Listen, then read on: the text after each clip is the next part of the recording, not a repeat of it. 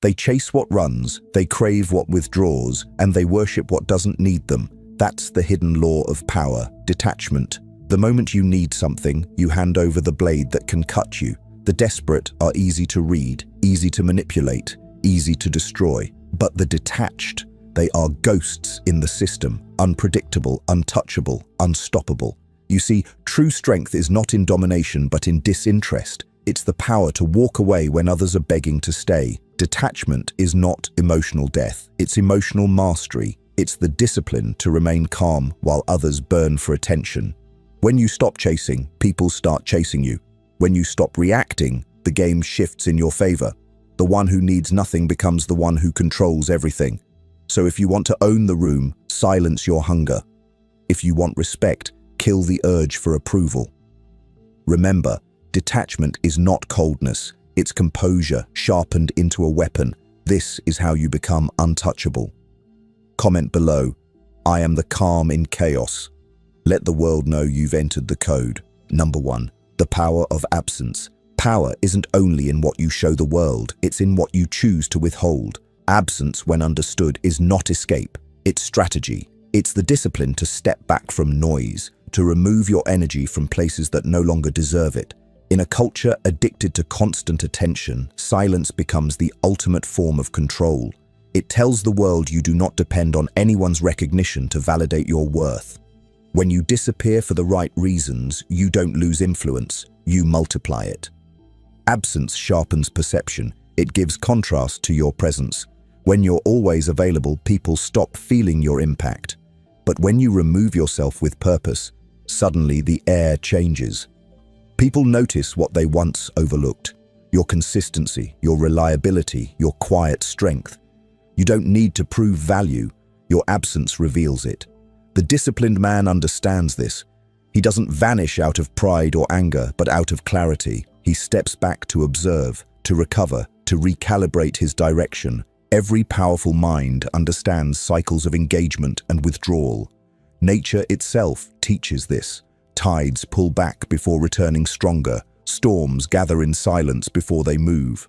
Your power works the same way. Continuous presence drains mystery and weakens momentum. Strategic distance rebuilds both. The world interprets your pauses as confidence, because only a grounded person can detach without fear of being forgotten. Absence shows you have a life anchored within, not scattered across the validation of others. When you withdraw with intention, you create space for reflection. You hear your own thoughts again, unpolluted by external noise. You remember what you stand for and what deserves your energy. Many lose themselves by being everywhere at once, trying to please everyone. The stoic man knows better. He moves with precision, choosing where to invest his presence like a scarce resource. Because presence is not infinite, it's currency, and what is rare becomes respected. Absence is not silence born of resentment, it's silence born of balance. You don't pull away to punish, you pull away to preserve. You are not hiding from the world. You are refining yourself, so when you return, you do so with sharper vision and deeper focus. The weak fear distance because they equate quiet with rejection. The strong use distance as a forge. They know absence strengthens the core. It separates what is essential from what is distracting. To master absence is to understand rhythm, when to speak, when to listen, when to appear, and when to fade. Those who learn this rhythm control the tempo of their own life. You become less reactive, less rushed, less available to chaos. And as your boundaries solidify, your aura changes. People feel it before they understand it. They sense that you are not easily swayed, that your peace cannot be purchased with attention. This quiet power draws respect, not through intimidation, but through composure. When you step back, the world keeps moving, but it moves differently around you. Those who respect your energy will rise to meet it. Those who depended on your constant presence will fade away. And that's exactly how it should be. Absence clarifies. It filters noise, elevates signal, and reminds you that real power is internal. You are not chasing significance. You are building it from silence outward. So, when the time comes to pull away, do it with intention. Don't announce it. Don't explain it. Simply vanish into your own discipline. into your own focus. When you return, let your progress speak for you. That's the essence of refined power, not loud moves, but quiet transformations. Comment below, "My silence restores my strength." Say it not as a phrase, but as a command to yourself. Because the one who understands the value of absence never fears being unseen. Number 2, the psychology of indifference. Indifference isn't apathy, it's command. It's the ability to feel deeply, but not be ruled by what you feel. The weak confuse indifference with emotional emptiness, but true indifference is the highest form of discipline. It means your emotions exist, but they answer to you. You acknowledge fear, anger, and desire, but you don't hand them the steering wheel. You remain centered, steady, unshaken. That is the essence of cold power. Calm under pressure, grounded under chaos, silent when provoked. To understand indifference, you must first understand attachment. Every form of suffering begins with attachment, to outcomes, to opinions, to comfort, to approval. The more attached you are, the easier you are to control. Indifference frees you from that chain. When you stop needing specific results, you stop panicking over losses. You act strategically, not emotionally. You move from impulse to intention. This is not the coldness of stone, it's the control of fire contained in steel. The Machiavellian mind doesn't ignore emotion, it studies it. You must know your own triggers, your own weaknesses, your own tendencies. The man who knows himself cannot be manipulated, because nothing within him is hidden. Indifference is born when self-awareness replaces emotional reaction. When you can observe your mind without judging it, you've already separated your power from your pain. And in that space, between stimulus and response, lives your authority. Emotional control is not suppression, it's transformation. You redirect the same energy others waste on reaction into focus and composure. Indifference allows you to operate in reality as it is, not as you wish it to be. You stop fighting circumstances and start navigating them. You stop taking things personally and start seeing patterns. Every attack becomes data. Every setback becomes training. You no longer react to the world. You study it, and in studying it, you master it. The Stoic doesn't rise to every challenge out of pride. He chooses his battles out of purpose. Indifference gives you that choice. It's not that nothing matters, it's that not everything does. The moment you realize that most things don't deserve your energy, you start conserving it for what actually builds you. That's how legacies are formed, not by reacting to every distraction, but by channeling attention like a weapon. When you master indifference, people can no longer disturb your peace. You stop explaining yourself to those who misunderstand you. You stop arguing with those who seek to drain you. You begin to move through life with quiet authority. That calm energy unsettles those who live in chaos because it exposes their lack of control. But that's not your concern. You're not responsible for their instability. You're responsible for your own center. Indifference doesn't mean isolation. It means balance. You can still love, still care, still connect, but you no longer depend. You give from strength, not from need. You can stand beside someone without leaning on them. You can face uncertainty without begging for certainty. And that makes you rare because most people operate from emotional hunger. You, on the other hand, operate from inner abundance. Your peace is not borrowed, it's built. True power doesn't scream, it doesn't chase, it doesn't need to be seen. It simply exists quietly, confidently, unbothered.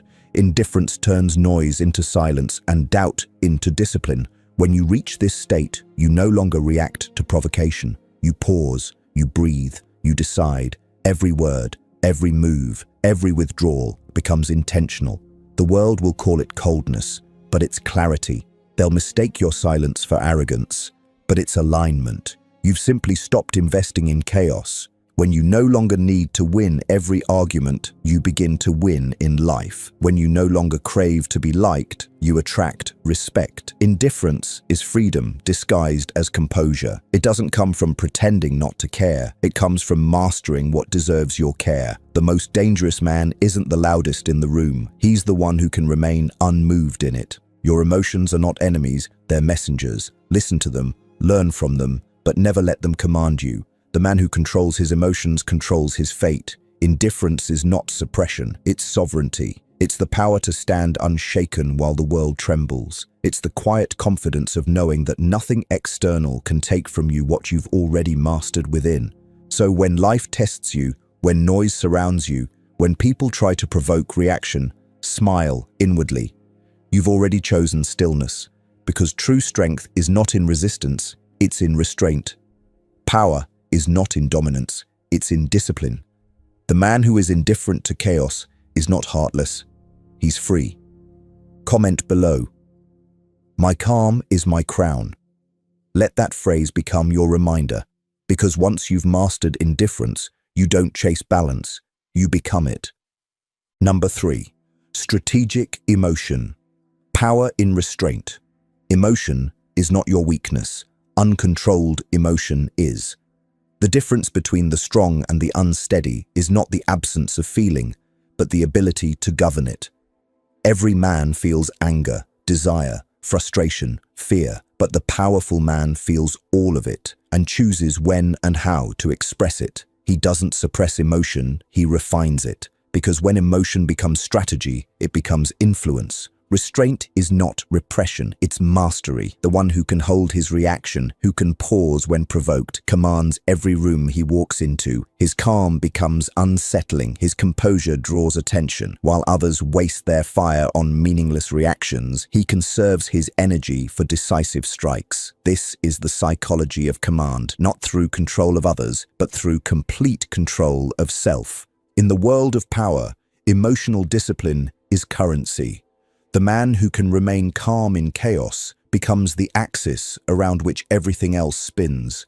People trust composure because it feels like safety.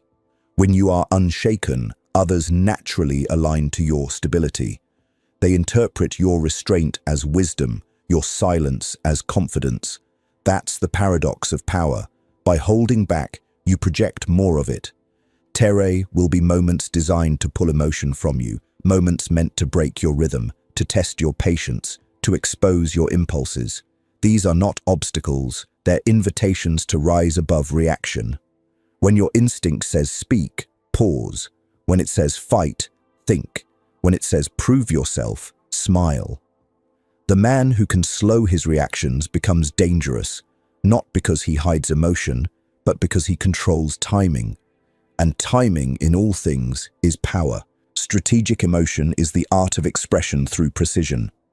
You choose your words like a surgeon chooses his instruments, never reckless, always deliberate. When you speak, it should cut through noise. When you act, it should carry intent. Even kindness, when expressed by a disciplined man, has weight. His compassion isn't random, it's targeted. His patience isn't passive, it's tactical. Emotion, under control, becomes influence refined into art. This discipline doesn't dull your humanity, it strengthens it. You're not turning off emotion, you're training it to serve your goals, not sabotage them. Just as a warrior trains his instincts before battle, you train your emotions before conflict. Anger becomes focus, fear becomes awareness, pain becomes purpose. Everything you feel can be transmuted into energy that works for you, not against you. Restraint gives you psychological advantage. The one who reacts first loses the frame. The one who stays centered dictates it. In negotiation, in leadership, in relationships, emotional restraint makes people lean in. They try to read you, but can't. That uncertainty gives you gravity. Not because you're playing a game, but because you've learned the truth. Power is not loud, it's still.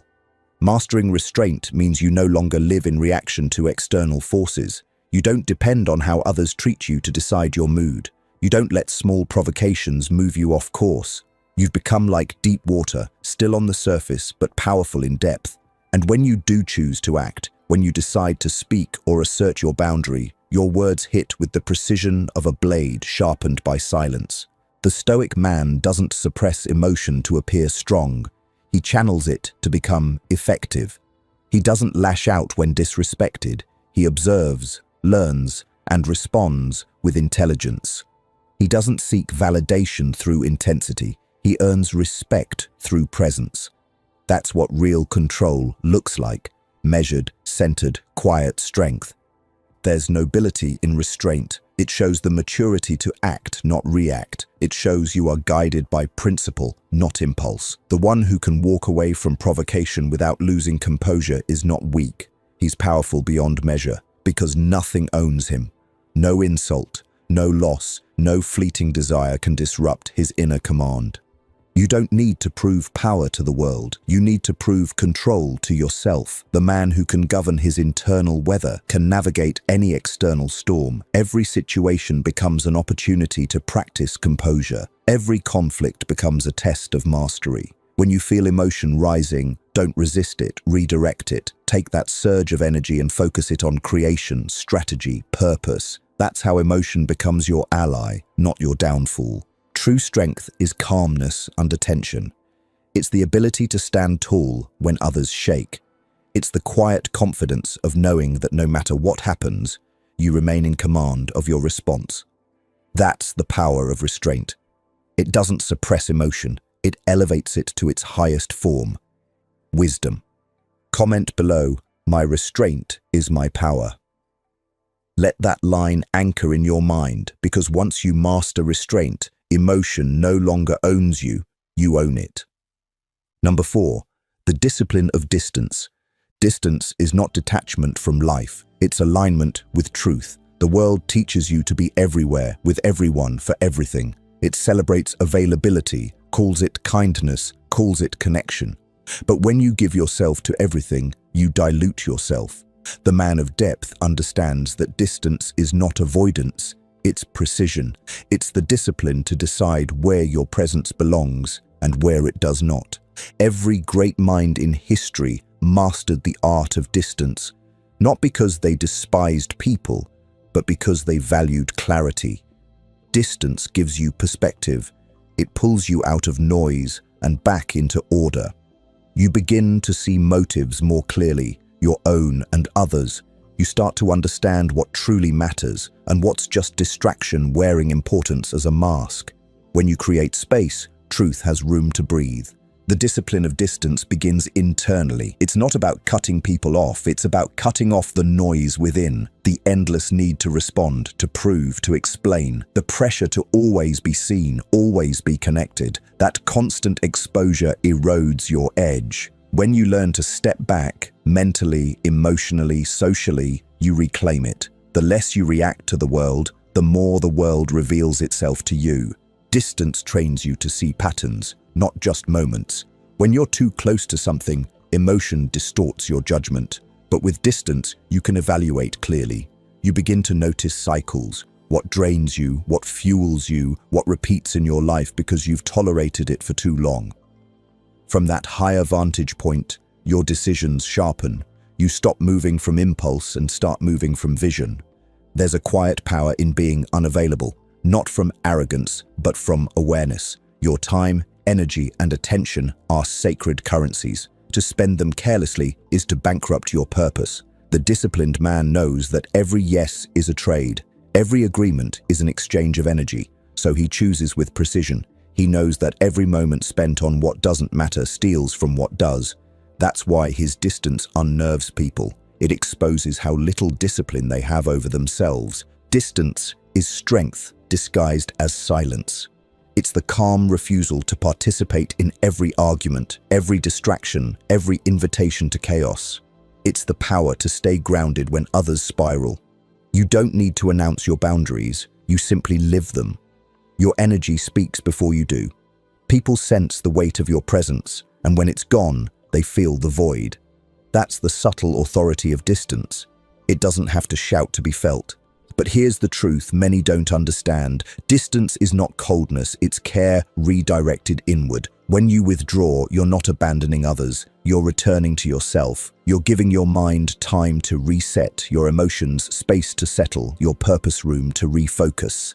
The world equates silence with indifference, but in reality, silence is where reflection matures into wisdom. You cannot see your reflection clearly when the water is disturbed. The disciplined man uses solitude as a forge. He goes quiet to listen to what others ignore, the small voice that speaks only in stillness. He learns to find comfort in his own company, peace in his own thoughts, direction in his own stillness.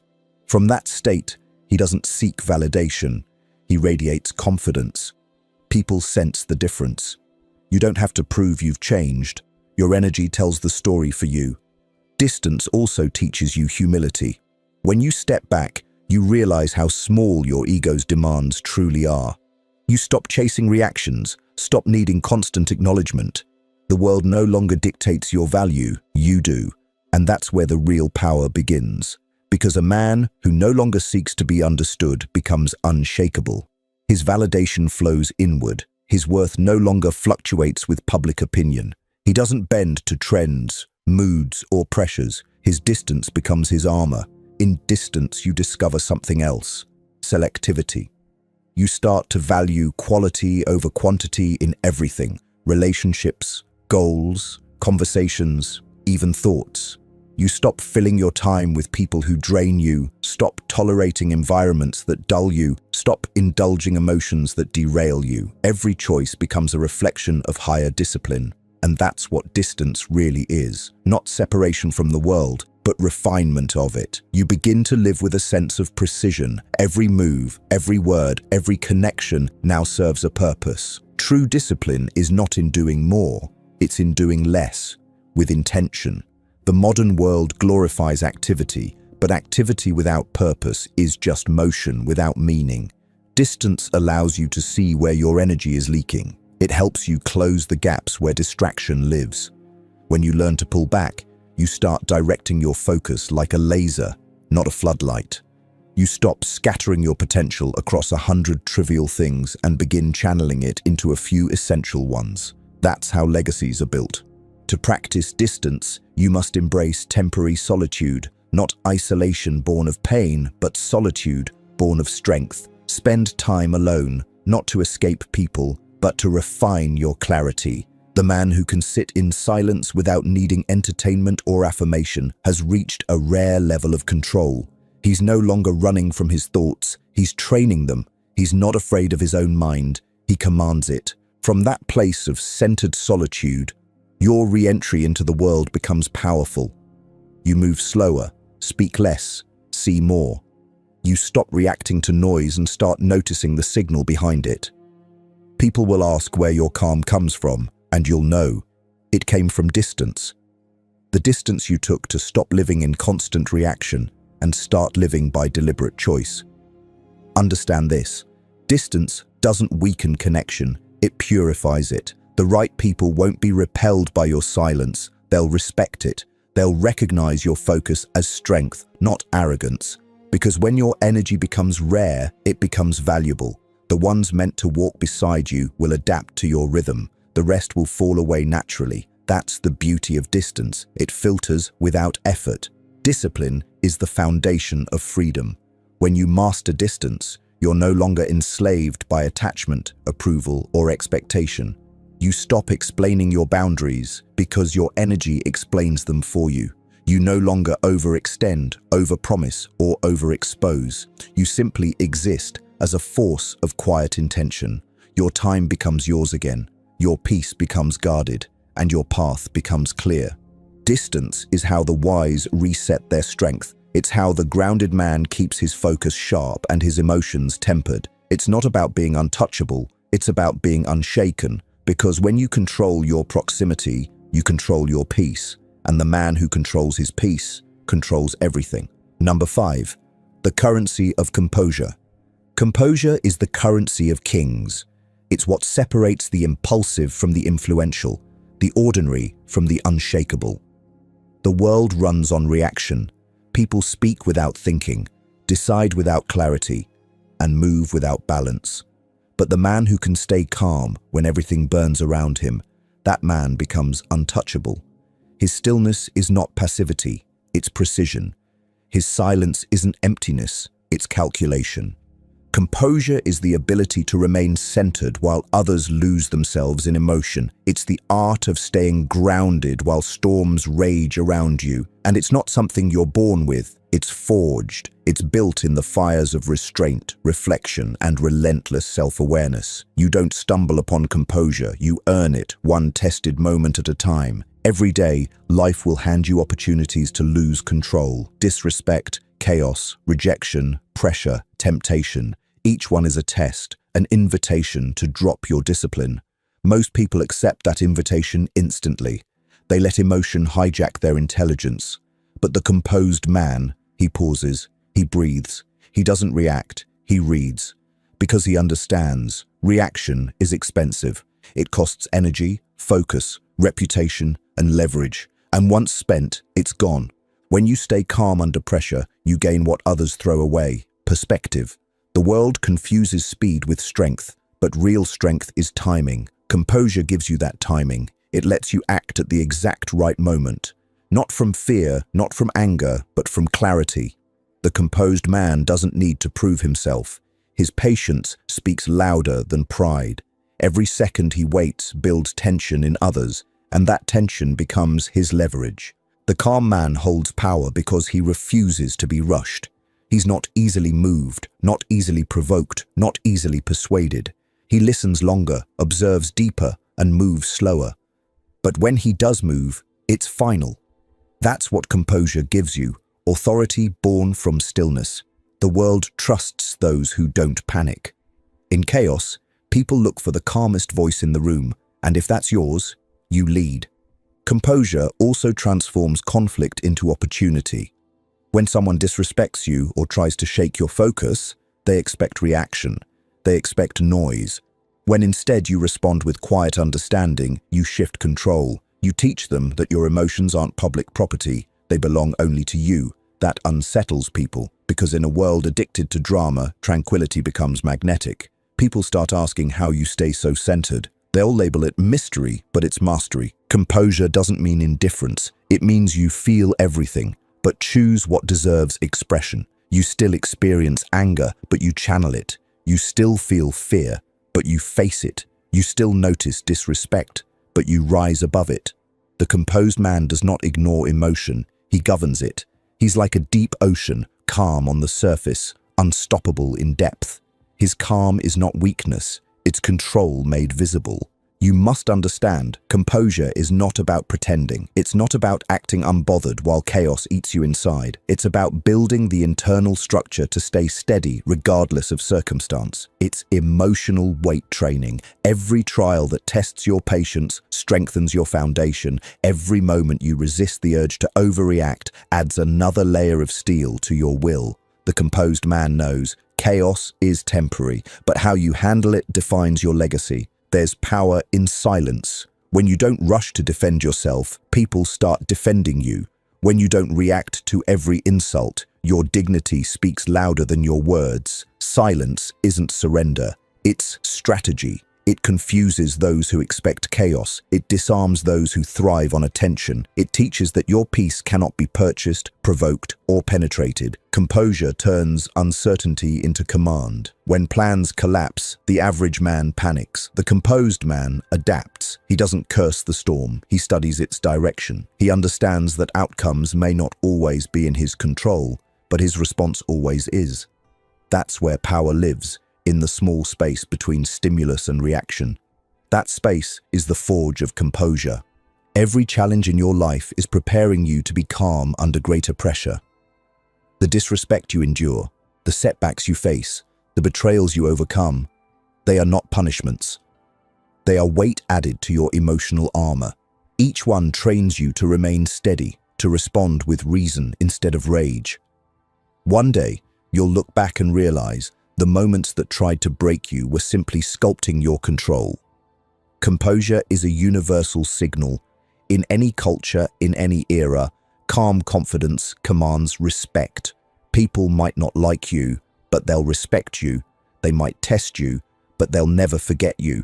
Because when you refuse to lose yourself, you reveal to the world that you are built differently. You become the person others rely on when things fall apart. That is the highest form of authority, not control over others, but mastery over self.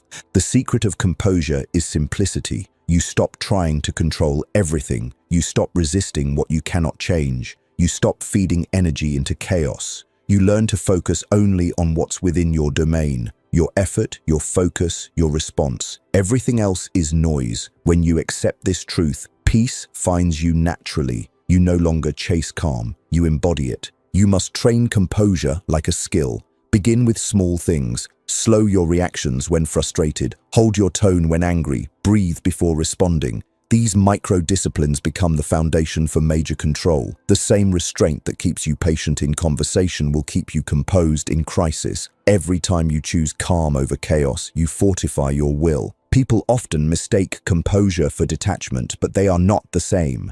Detachment frees you from dependency. Composure frees you from volatility. Detachment gives you perspective. Composure gives you power. The two together form an unbreakable combination. They make you a force no circumstance can destabilize. And here's the deeper truth.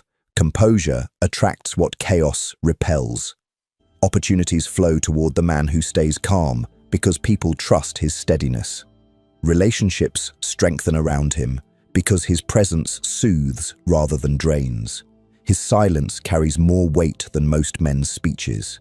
His patience builds respect where force would only breed resistance. When you live composed, you're no longer trying to control outcomes. You're mastering presence. You walk into any environment with quiet certainty. You speak less, but every word carries conviction. You move less, but every action carries precision. That's the art of composure. It multiplies the impact of everything you do because nothing is wasted. The composed man knows this. Control is not about dominating circumstances. It's about remaining yourself within them. No storm can shake what's anchored. No insult can reach what's centered. No loss can destroy what's grounded in principle. That is the true wealth of composure. It's the kind of power that cannot be stolen, faked, or forced. Calm is not a mood, it's a weapon. A quiet mind cuts through noise. A steady tone commands respect. A slow heartbeat under pressure turns chaos into opportunity. Composure is your shield and your signal. It tells the world you are not owned by emotion, not driven by panic, not defined by noise. You are the still point in a spinning world. So hold your composure like a crown. Let it remind you that true strength isn't in force, it's in focus. Don't let temporary storms make you forget the permanence of your center. Every moment you hold calm under pressure, you build inner wealth. Every situation that fails to break you polishes your character. And when others finally ask how you stay unshaken, tell them this. It's not that life became easier, it's that you became stiller. Comment below. My calm creates my command. Let those words settle deep within you, because once you've mastered composure, the world no longer dictates your rhythm, you do. Number 6. The fortress mind. Building inner authority. The greatest empire you'll ever rule is your own mind. If you can't govern that territory, nothing you conquer outside it will last. The mind is the citadel of all power, the command center where victories are decided long before the battle begins. Those who master it walk through the world like silent kings. Those who neglect it become servants to chaos. The fortress mind isn't built overnight. It's forged brick by brick. Discipline, awareness, resilience, and vision, until no thought, no opinion, no insult can breach its walls. To build this fortress, you must first know its enemies. Distraction is the first. It creeps in quietly, dressed as urgency. Every notification, every comparison, every trivial argument chips away at your focus. The average man opens his gates willingly, letting noise flood the castle. But the sovereign mind installs guards. It filters what enters. You must learn to guard your mental perimeter like your life depends on it, because it does. What you allow into your thoughts shapes what you become. The second enemy is doubt. It's the assassin that moves from within. You'll hear its whisper in moments of fatigue. You're not ready. You're not enough. You can't. But the fortress mind doesn't argue with doubt. It outlasts it. Doubt feeds on attention, so stop feeding it. Replace it with motion, with evidence, with repetition. Every act of discipline reinforces your inner walls. Every small win adds another layer of steel to your confidence. You don't eliminate doubt, you outgrow it. The third enemy is emotion without direction. Feelings are powerful allies when controlled, but deadly rulers when ungoverned. The fortress mind does not deny emotion, it channels it. It uses frustration as fuel, pain as data, loneliness as refinement. Every surge of emotion becomes an opportunity to test your control. Each time you resist the urge to react blindly, you reinforce the foundations of your sovereignty. A fortress is only as strong as the order inside it. Most men build chaos within themselves and call it ambition. They fill their minds with unfinished plans, unprocessed pain, and unfiltered opinions. That clutter weakens the structure. Clarity is the architecture of power. A clean mind is a powerful mind. To maintain it, you must learn the discipline of mental minimalism, fewer distractions, fewer opinions, fewer unnecessary attachments. Everything in your thoughts must serve your purpose, or it does not belong. Silence is the training ground of the fortress mind. In silence, the noise of the world fades and your true voice emerges. But most people can't sit in silence because they fear what they'll hear. The strong man learns to face it. He sits with his thoughts, studies them, reshapes them. He transforms silence into strategy. The ability to be alone and think deeply, that's the skill that separates those who react from those who rule. Building inner authority means you stop outsourcing your validation. You no longer need the world to confirm what you already know. When you reach this point, your confidence no longer depends on outcomes. You move from an internal code, not external approval.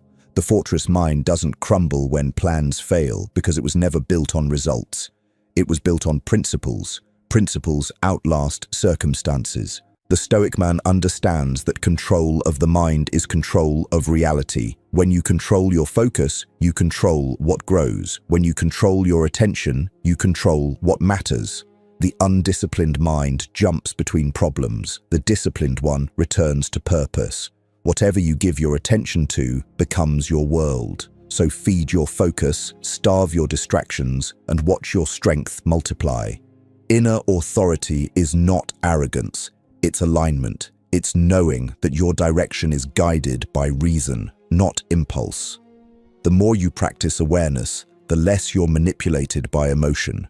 You stop being dragged by passing thoughts and start directing them. Your mind becomes a council, not a riot. You decide what thoughts are worthy of voice and which are dismissed at the gate. That's how the sovereign thinks, like a ruler, not a subject. Resilience is the fortress's outer wall. The storms of life will come. Losses, failures, betrayals, uncertainty, they are inevitable. What matters is how well your walls hold. Resilience is not denial, it's endurance. It's the quiet conviction that no matter what hits you, you remain whole. You rebuild without complaint. You learn without self-pity. You adapt without losing your identity. That's what makes you indestructible. Not the absence of pain, but the refusal to surrender to it. The mind becomes your most dangerous ally once you teach it obedience. Train it daily. Feed it with disciplined thoughts. Exercise it with deliberate focus. Rest it with purposeful solitude. Protect it from contamination. Just as warriors sharpen their blades, sharpen your perception. Study patterns, anticipate reactions, understand cause and effect. Knowledge builds the walls. Experience fortifies them. Reflection maintains them. To sustain the fortress, you need order. Begin each day with intention. Set the tone before the world does. Define what matters and ignore what doesn't. Routine is not restriction, it's reinforcement. Every ritual, your breath, your workout, your study, your silence, becomes a brick in your fortress wall. Consistency is what keeps the structure standing long after motivation fades. As your inner authority grows, you'll notice something profound. External chaos begins to lose its power. The same situations that once provoked you no longer reach you. The same distractions that once stole hours now die at your gates. You become selective not because you think you're above the world, but because you finally understand the cost of peace. Your energy is finite. Your focus is sacred. Your mind is your home, and not everyone deserves entry. The fortress mind isn't about living detached from humanity. It's about engaging the world from a position of stability. You can lead, love, and connect without losing yourself. You can face conflict without becoming it. You can move through the noise without carrying it inside. That's what inner authority grants you, the freedom to remain yourself in every environment. When your mind becomes a fortress, your presence changes. People feel something different around you. A quiet intensity, a grounded confidence, an aura that doesn't demand attention but commands it. That's the signal of mastery. You no longer chase peace, you radiate it. You no longer chase control, you embody it.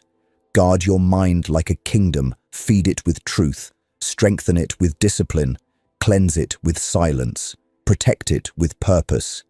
Because once your inner world stands unshaken, no external storm can tear it down. Comment below, "My mind is my fortress." Let that declaration be your seal, because once you've built inner authority, you no longer need permission to be powerful. You already are. Number 7, the power of precision. Moving with intent. Power isn't in movement, it's in meaningful movement. The average man confuses motion with progress, noise with influence, activity with purpose. But the powerful man knows that energy is currency, and he spends it with surgical precision. Every decision, every step, every word carries intent. He doesn't waste motion, he orchestrates it, and that's why everything he does carries weight. Intent gives movement its gravity. It's what separates strategy from reaction, control from chaos. When you move with intent, your presence feels deliberate. Even your silence speaks. You don't chase outcomes, you design them. You don't react to opportunities, you create them. Your focus becomes sharper, your pace slower, your results inevitable.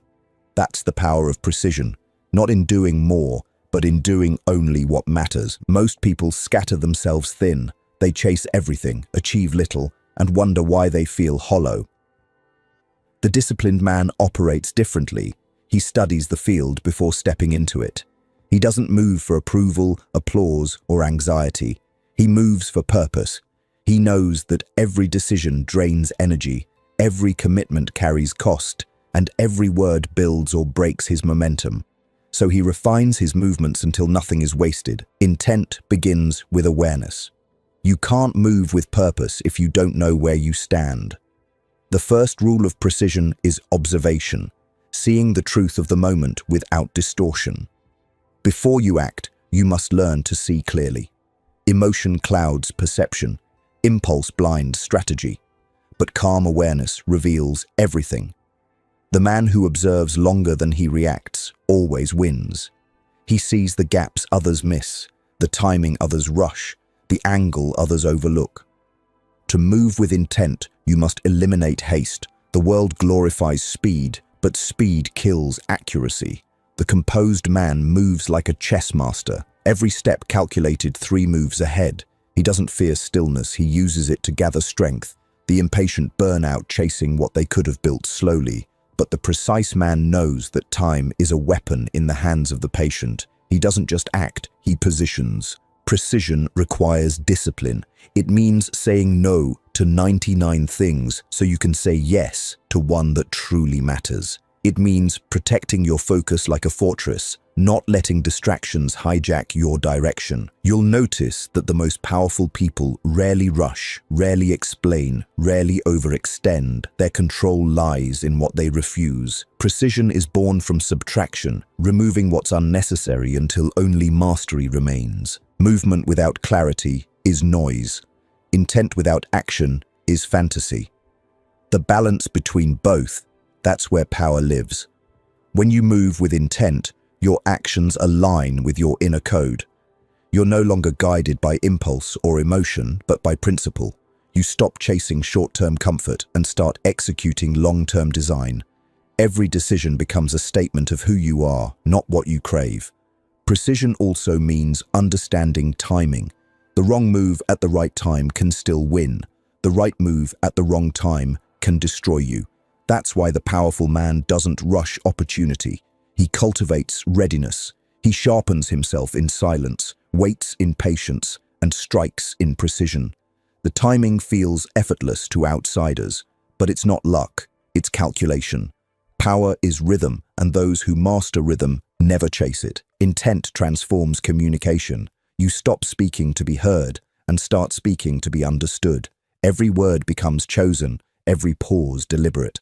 Silence becomes part of your message. People will begin to listen differently, not because you shout, but because your words arrive with force. That's the essence of precision in speech, saying less, meaning more.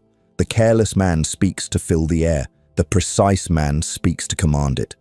Even your body language becomes language. The way you walk, sit, look, and respond all signal discipline or chaos. Precision radiates through posture, tone, rhythm. It says, I know where I stand. You don't need theatrics. Stillness itself becomes powerful because it shows control. You're not fighting for space. You are the space. That's what people feel when they sense true intent, the aura of self-direction. To move with intent, you must kill the need for reaction. You stop dancing to the rhythm of the world's urgency. You stop letting emotions dictate direction. You start setting your own tempo. You move slower, but further. You speak softer, but sharper. You act less, but achieve more. Intent simplifies life. It filters out the unnecessary. It builds momentum through clarity. This precision also extends to relationships. The man of intent doesn't collect people. He aligns with them. He surrounds himself with minds that sharpen, not distract. He's loyal to shared purpose, not shared history. He invests where growth happens and withdraws where energy decays. That's not coldness, it's stewardship. You can't build an empire with everyone. Some people belong in your history, not your strategy. Precision in emotion means you no longer leak energy. You feel anger without being consumed by it. You feel affection without losing focus. You feel fear without surrendering to it. You experience everything, but respond to only what deserves response. That's emotional economy, the highest form of composure. Because when your emotions serve your mission, not sabotage it, you become unstoppable. Intent gives your life coherence. It turns chaos into pattern, movement into art. You begin to live as a strategist, not a survivor. You no longer drift through your days reacting to circumstance. You design them. You start to see everything as connected. Your habits, your focus, your choices. Every small action becomes a brick in a larger structure. That's why precision feels so powerful. It transforms life from randomness into rhythm. The world respects the man of intent because he radiates direction. He's not distracted, not desperate, not seeking validation. He's simply aligned, with purpose, with principle, with control. And that alignment creates momentum others can feel. It draws opportunities, trust, and respect naturally, because people sense what's rare, and focused intent has become rare. To live this way requires courage. It's easy to be everywhere. It's difficult to be exactly where you're supposed to be. It's easy to react. It's difficult to choose silence. It's easy to rush. It's difficult to wait. But remember this: every great move in history was slow, deliberate, and precise. The arrow that hits the mark doesn't rush. It's drawn back first. Your intent defines your impact. Without it, effort scatters and meaning fades. With it, every motion becomes a statement of strength. That's how power accumulates quietly, not through noise, but through consistency of aim. Move less, mean more, speak less, reveal more, chase less, attract more. Let precision replace urgency. Let intention replace emotion. Let clarity replace chaos. That's how you transform motion into mastery. Comment below. My intent shapes my world. Because once you move with purpose, the world stops moving you and starts moving for you. Number 8, the calm conqueror, leadership through stillness. Leadership is not volume, it's vibration. The calmest man in the room commands it. The world follows those who don't flinch when everything else breaks. Stillness isn't the absence of motion, it's mastery of it. The calm conqueror doesn't need to raise his voice. His silence already carries authority. Stillness is focus. It's control disguised as quiet. When others rush, you wait. When they react, you read. Every pause is a calculation. The calm leader isn't passive, he's patient. He knows that whoever controls tempo controls outcome. People mistake his stillness for indecision until he moves once and ends the discussion. True authority starts within. You can't guide anyone if you're ruled by emotion. Composure is the root of command. When you master your own impulses, no chaos can steer you. The man who governs his reactions becomes a signal of stability in a frantic world. People follow calm because calm feels safe. They trust the one who doesn't panic. Stillness also sharpens perception. Emotion narrows vision. Calm widens it. The steady man sees what others miss: motives, timing, opportunity. He acts with clarity, never from impulse. His words are few, his decisions deliberate, his energy exact. That's why calm carries power. It's efficient.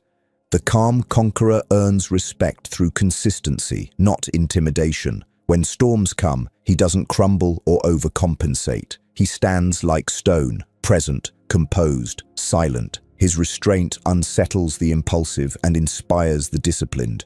People remember not what he says, but what he doesn't, because silence in his hands becomes presence. Stillness is not detachment, it's awareness without disturbance. It's the ability to remain human without becoming chaotic. You can care, love, lead, and still stay centered. You can command without control, influence without noise. That's the highest form of power.